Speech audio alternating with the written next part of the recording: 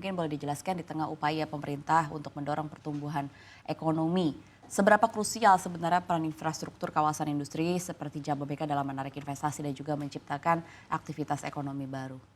Ya, sebetulnya kawasan industri itu tidak hanya semata-mata untuk menyiapkan lahan untuk menarik investasi.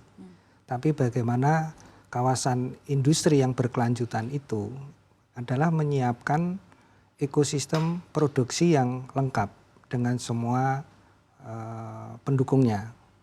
Nah, kalau di Jababeka, baik yang di Cikarang maupun Kendal bisa mencapai kesuksesan, itu ada beberapa hal. Yang pertama adalah penyiapan infrastruktur yang terintegrasi.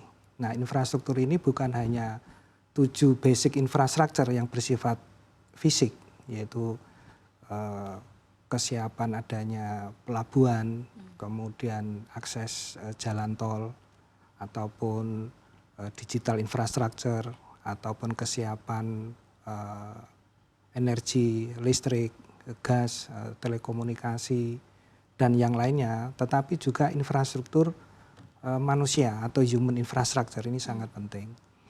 Nah, dari situ kemudian terus berkembang bagaimana industri yang akan hadir itu dilengkapi dengan perumahan pekerja sehingga pekerja ini dekat dengan lokasi kerjanya dan dilengkapi dengan sarana prasarana yang lain seperti apakah itu pendidikan, kesehatan, olahraga, sehingga kualitas hidup pekerja itu juga terjamin. Nah, sehingga pada saat bekerja akan menjadi lebih produktif.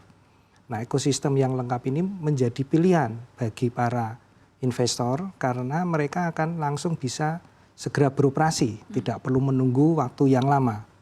Kalau cepat berproduksi, mereka akan lebih awal untuk masuk ke pasar sehingga bisa menekan seluruh biaya-biaya yang ada. Inilah kenapa pengembangan kawasan industri yang dikembangkan oleh Jababeka, baik di Cikarang yang sudah berusia 36 tahun, maupun di Kendal yang baru sebagai kawasan industri baru bisa mendulang kesuksesan dan bisa menjadi magnet investasi baik investor domestik maupun dari asing.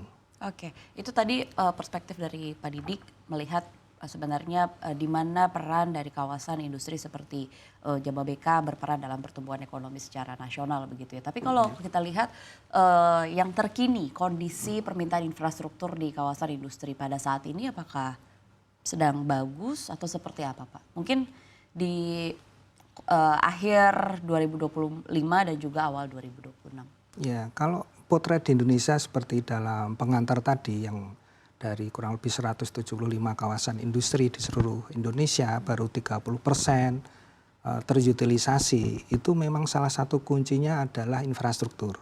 Jadi ada kata kunci bahwa industrialisasi itu tidak bisa ada lompatan ke tahap berikutnya bila mana kondisi infrastrukturnya itu tidak terpenuhi.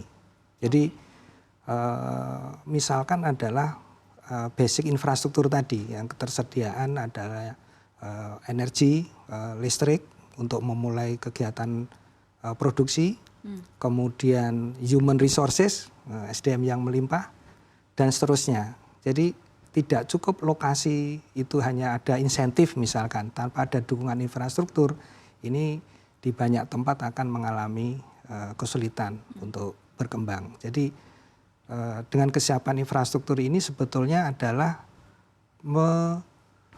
memperpendek investor untuk memulai produksi itu tadi. Jadi semakin lama mereka akan memulai produksi itu ada cost yang sangat tinggi. Kemudian di dalam proses produksinya jika ada hambatan-hambatan dan ketergantungan yang besar terhadap infrastruktur yang belum siap, mereka akan semakin susah untuk bisa masuk ke penetrasi pasar.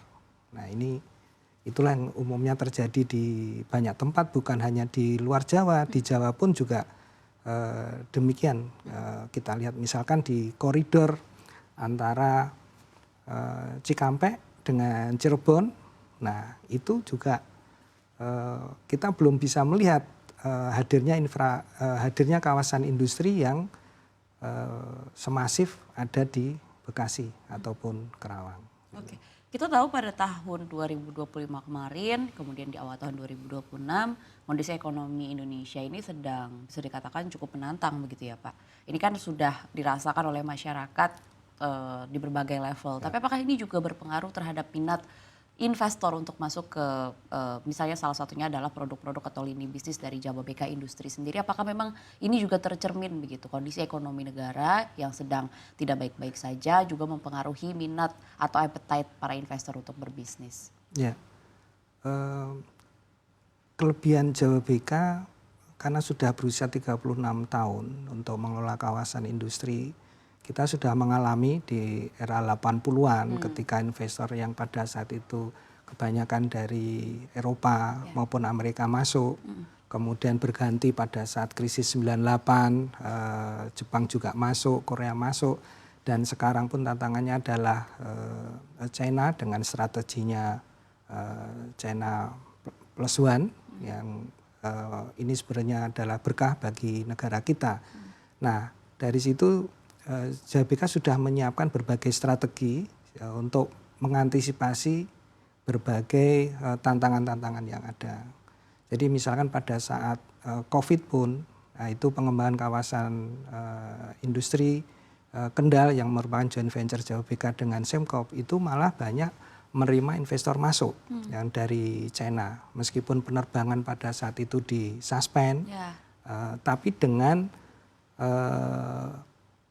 brand yang dimiliki maupun reputasi yang ada, mereka walaupun belum melihat lokasi pun sudah menentukan pilihan untuk masuk ke kawasan industri kita yang ada di Kendal. Nah, kemudian kalau yang di Cikarang dengan sudah berusia 36 tahun, ekosistem industrinya sudah sangat lengkap di Bekasi ini, di Cikarang. Nah, sehingga sampai sekarang pun dengan berbagai tantangan yang ada, Bekasi ini realisasi investasi di industri manufaktur masih tetap nomor 1 di Indonesia.